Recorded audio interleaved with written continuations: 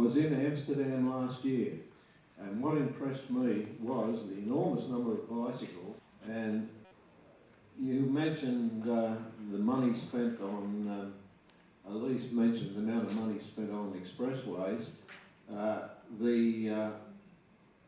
The big hope there is it won't all be wasted, because high-speed light rail could be run down the expressways, and I don't think it would be terribly expensive. The curves are very suitable, and the grades are quite suitable on all the expressways, and they are on commuter routes.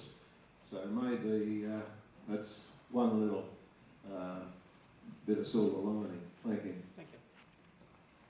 I direct my question to Dr. Gates, and I wonder how much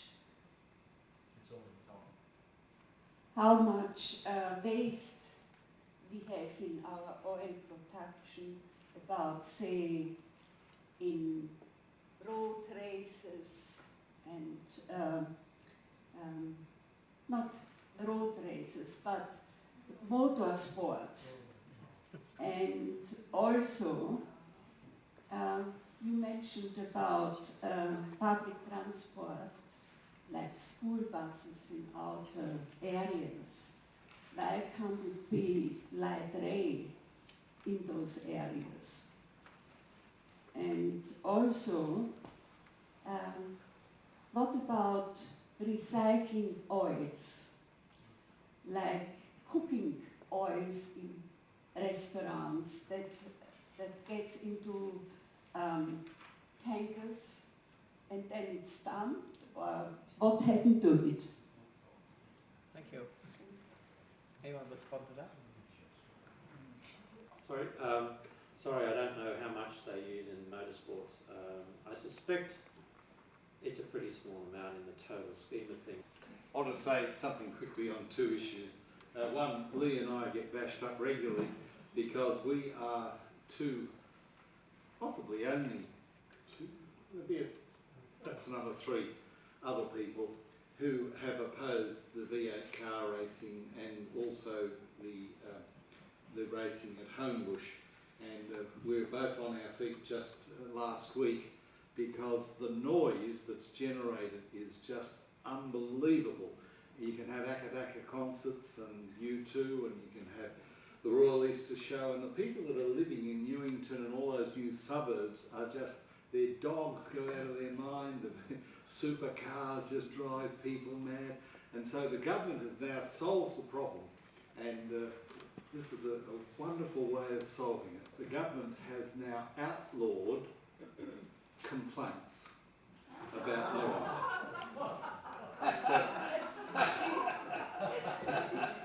And it is now illegal. It is now illegal to make official complaints against noise anywhere in the Homebush zone area. That's a good way of getting rid of the noise. It's illegal.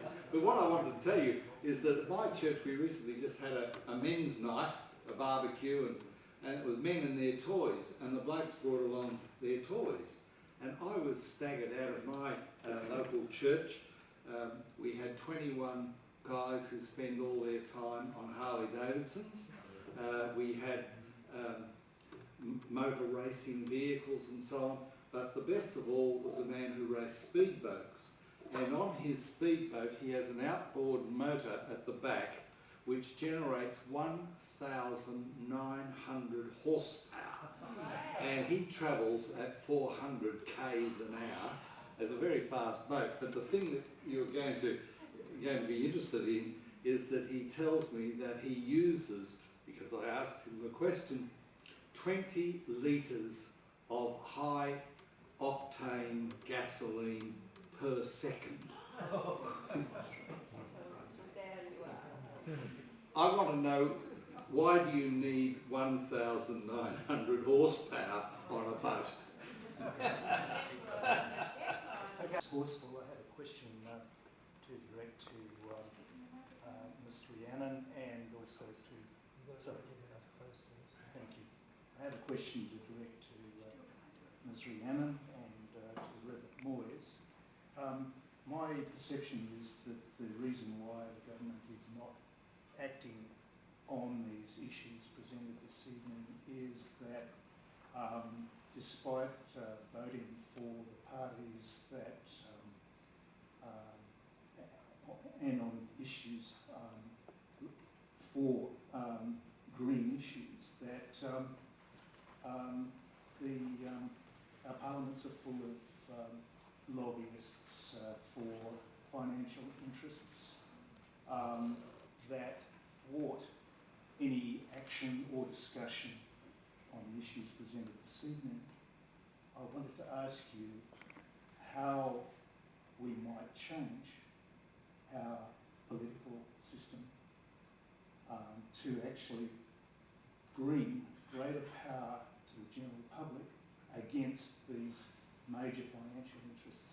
Is it citizens-initiated referendum, citizens' power of veto, or do we forbid financial contributions from major corporations? Pretty far-reaching, and I think we might have a topic there for another discussion, because I think it goes to the heart of so many of the issues that we feel passionate about. Firstly, about why don't the parties do anything? I think it is a real worry with politics these days that when you look at governments, that they so often don't do anything. Like, you think that if you're really out there to be elected, that you will come forward with a vision of what you want for New South Wales and what you want to do for Australia. And that's one of my big disappointments with the Prime Minister, Kevin Rudd, that he doesn't appear to have that vision of what he's actually doing with the job. And I think that's partly of where we're at in society with the media, that the media is incredibly dominant and very powerful. And I think that a lot of politicians are really working hard to avoid the bad headlines. And the media does impact on all parties. So, yeah, I think that's a good question. It's something that I grapple with there. Just a couple of quick thoughts. You offered once comment yourself, is Parliament's full of these lobbyists and these people with their special interests. That's really true.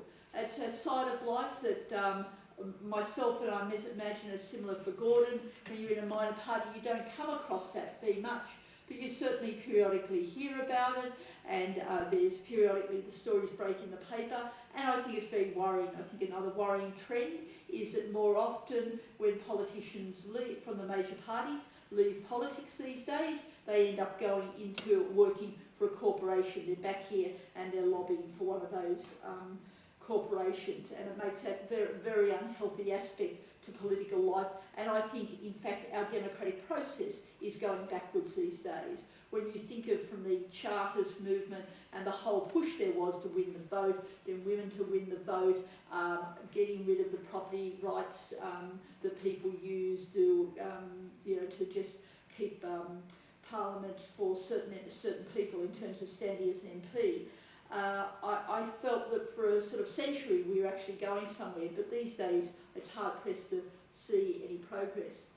You identified the issue about political donations. It's an area where the Greens have done a great deal of work. If you're interested in more information on it, we have a website called Democracy for Sale, where you can find out more about this. Right now in this Parliament, I was actually at a committee meeting today. There is work going on across parties about bringing forward a reform package on political donations. I'm still not sure if we're going to get it right. I'm a minority on that committee, but there's certainly been enormous public pressure that has really pushed the parties to agree to set up that inquiry. The citizens-initiated referendums I often have concerns about, because it sounds democratic when you read about it, but how I understand it's often played out in the United States is you can get some powerful lobby groups that have a lot of money and that have the backing often of the media, and they're able to push an agenda, and it can actually distort the political process to those who have power centred in a particular way. I do think we need to improve on the process. I wish I had more ideas.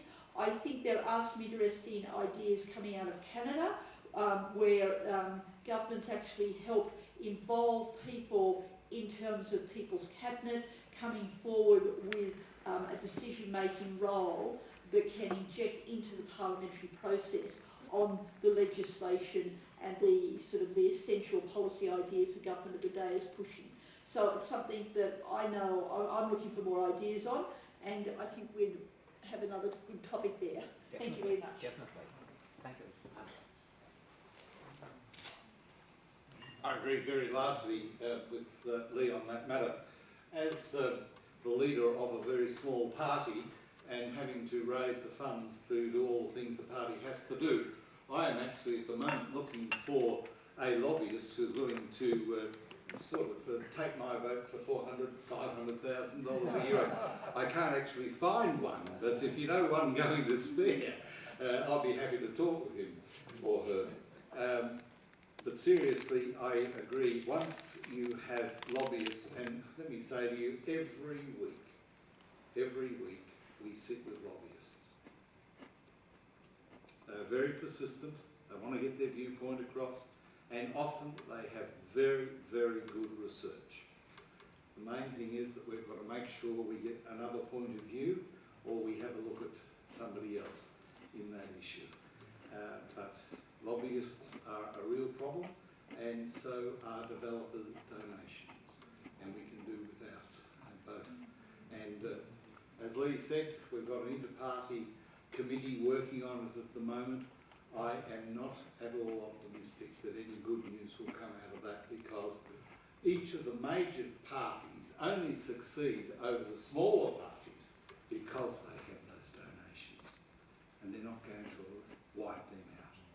The other thing is that if you don't do anything, and you're the Premier, the whole media circus is wanting you to do something to solve problems. But sometimes the things they do aren't very smart. For example, Premier Yema, does anybody remember him at all? Premier Yema wanted to do something very, very popular. Now, as part of my role, and I won't go into details why, but I visit a lot of public schools, a lot of primary schools and other places all over Sydney. And my wife often comes with me, and we're literally doing that about 6 days a week when Parliament's not sitting, 2 days a week when Parliament is sitting. So we travel all over the city. The Parliament made a rule, or the Premier made a rule, that my little paper train ticket that took me everywhere, because I stuck it in, which cost the government about probably $2.50, like a senior's card, that took me everywhere. Then Premier Yema said, we're going to get rid of all parliamentarian passes. They still call them gold passes, but it's just a bit of cardboard. They just put it in the slot. He said, we're going to get rid of them all. So that's wonderful. And then insisted that we go by car. So consequently, what used to cost $2.50 per day, a bit of cardboard, to go on the rail, I now have to do by car, and the government pays me approximately $200 a day for driving. Now, that made him very popular for a little while, because we cut down the perks of politicians. That's stupid. Right, at the back, and right at the back, yes, that's right. It is. It is. It is working. Thank you very much, Kelly. Mick Gallagher, a former mayor of Hornsby Shire, and I know the problems you guys have got. And one of the problems we had at Hornsby Shire when I was a mayor, and also the situation now, is the forced development on the municipalities in the Shire to come up with plans to take so many people and whatever. And if we jack up against that, for any reason, one big reason is we haven't got the infrastructure. We've got all this development going on, but no infrastructure. You end up in the kangaroo court, called the Land Environment Court, and it goes against you because the state government has passed legislation. Quite often I tell people when they come from overseas who are so glad to be in a democracy, it's not, because in the Australian democracy, if you don't want to get the trouble, you've got to do what the dictators tell you. So the question is, how do we overcome this in a so-called democracy when the people say this, but the government built you over the head with that. How do we get? I'm in a complete dilemma there. I notice in the original Australian Constitution it doesn't mention party law. You elect a representative to represent the electorate. On that basis, it's very hard to influence one person and the next person and all the collective people making up a parliament. But you can certainly influence one gang. Yeah. Can you help us there at all? Because we've got problems up there in Hornsby Shire at the moment.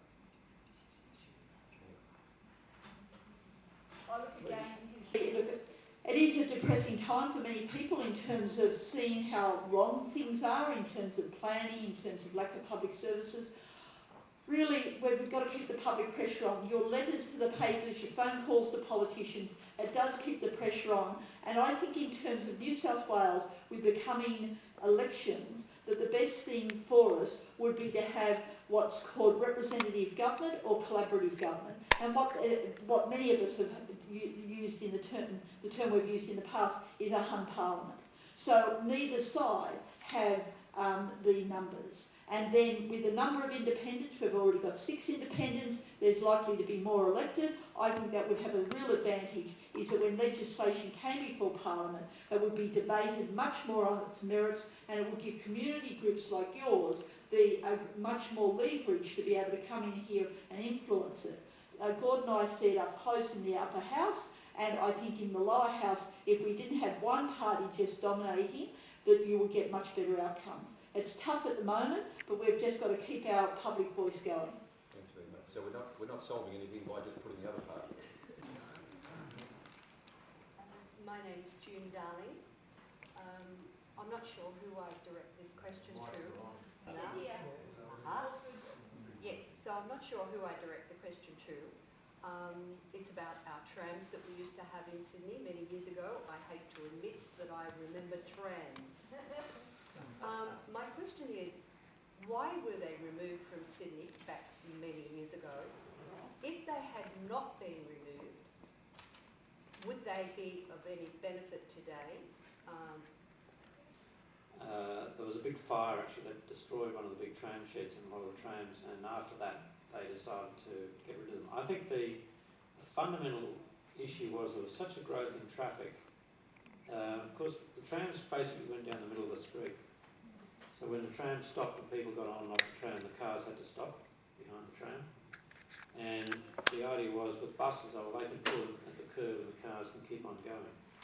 And I think a lot of traffic experts at that time said the trams were holding up the cars. And of course they were actually holding up the cars. And once we got rid of the trams, when basically then cars had the big advantage over public transport. It happened in many cities around the world. There are all sorts of conspiracy theories about why, they were ripped up in the tram system in Los Angeles, for example, was bought up by the Dunlop and the oil companies and so forth.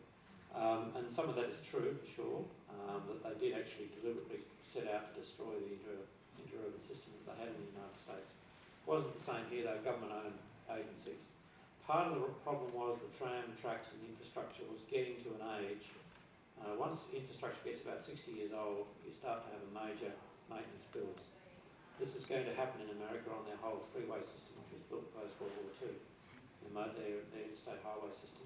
It happened here on the train system, which was all electrified in the 1920s, 1930s, and about 60 years later we ran into major maintenance infrastructure problems.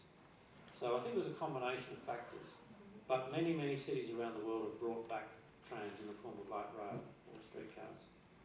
It's happening all over America, it's happening all over Europe, it's happening in parts of Asia, and a lot of cities that didn't have trams are putting them in. So we are really just beginning to realise that we need to do something like that again. We'll never get the network we had here in Sydney. We had 1,500 trams. It's the second or third biggest network in the world. It's bigger than Melbourne. Melbourne has about 450 trams. And people think Melbourne's system is big. Ours was much bigger than Melbourne's. It really was the biggest in the Commonwealth, in the British Commonwealth, and I think the second or third biggest in the world. So it was a big loss, but on the other hand, we can't put it back on all those streets. There are only certain locations where it would make sense to bring it back again, in my view. Okay, now how many people would still like to ask questions who haven't yet? Just like to state that in 1925 to 1930, General Motors bought 25 bus systems in Los Angeles and California, closed them all down and replaced them with General Motors buses. I know that. My name is Lucy Gosh. One of the key words tonight was civilization, and an attempt was made to define such a slippery term. From what I got from the definition as it was spelled out, it was expressed in physical goods, in economy, that's also again in physical goods. Does civilization not imply more the morality, the social conscience of a population?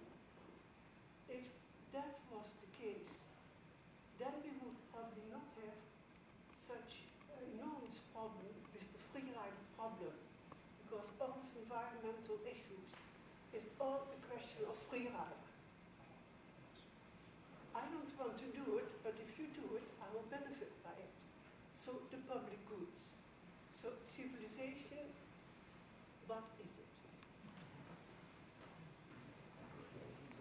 That's a delightful question, actually, and I'm delighted to speak to it.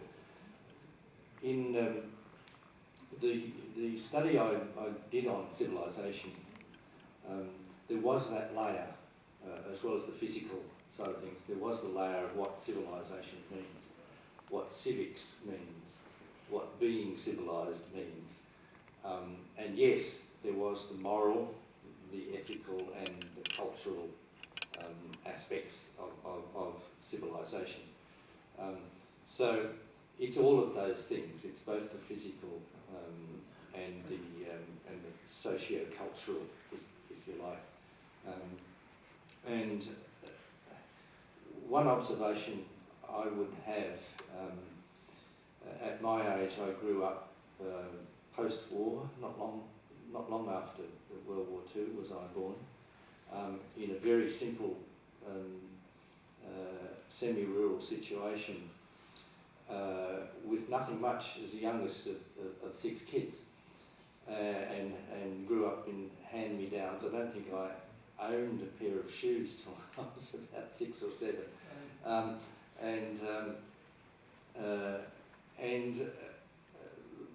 We had very little, but it didn't matter. What we had we shared, and that extended outside from our family to other members of the community. And that was pre-television. Then television came, and then advertising came, and then what we started to be exposed to as a culture is a concept that we've been sold. And I may put myself at odds with the fellowship here, because one of the things the fellowship stands for is individuality.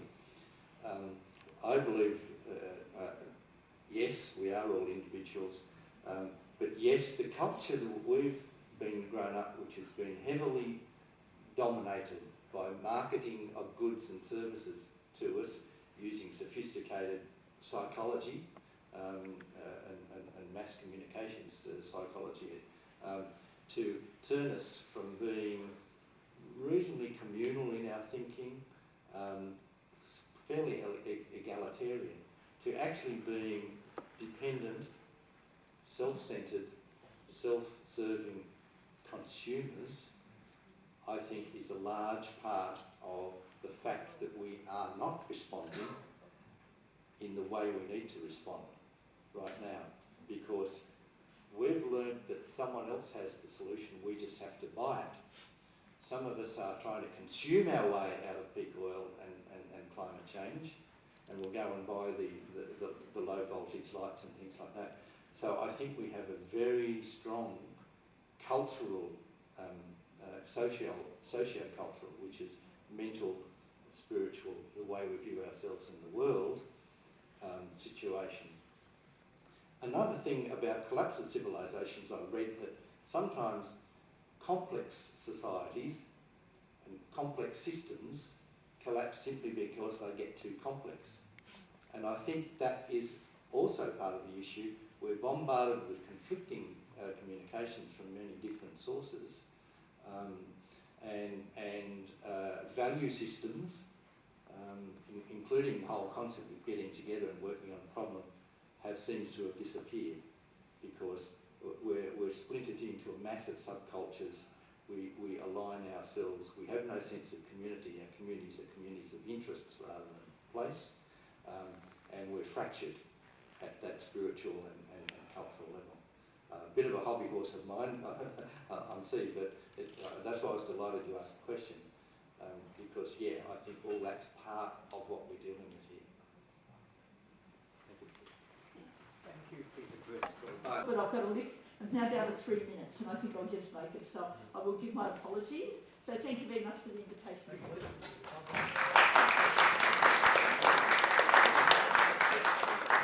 you very much. Thank you.